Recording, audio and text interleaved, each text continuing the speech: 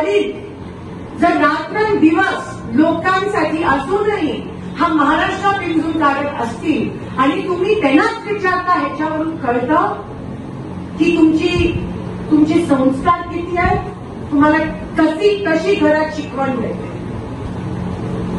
आणि ते सगळे ज्यांना संस्कारच दिले गेले नाहीये ते सगळे एकत्र झालेत. आज तुम्ही बघू शकता माझ्या विरोधात जे उभे राहिले, ज्याला तुम्ही पार्सल वगैरे म्हणता, मला काय म्हणायचं नाहीये, ते देखील काही दिवसापासून शिंदे साहेबांबद्दल बोलत आहेत.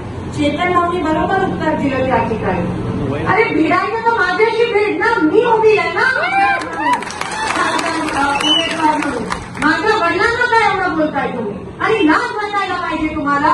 ज्या माणसांनी संघर्ष केला, तुमची पावती नकोय, सगळं सोलापूरला माहितीये की या माणसाचा संघर्ष काय ते. तुम्ही कोण येऊन आम्हाला सांगता? लाज वाटायला पाहिजे असं बोलायला. मी कधी कोणाच्या त्यांच्या वडिलांवर किंवा दादांचे करता, आपण सुसंस्कृत लोक आहोत म्हणून मला इलेक्शन पण त्या पातळीला घेऊन नाही जायचं. मी उमेदवार आहे, ते उभे नाही आले, फिरायचं तर माझ्या कामाबद्दल बोला. 15 वर्ष उगाच नाही माझ्या लोकांनी मला निवडून आणलं, तो पण संघर्ष होता. आणि तुम्ही म्हणजे संघर्ष नाही म्हणजे तुम्ही माझ्या लोकांना अपमानित करताय, मला नाही. कारण का आमची लोक कामाला बघूनच निवडणुकीत मतदान करतात, दुसरी कोणती गोष्ट बघत नाही त्या ठिकाणी.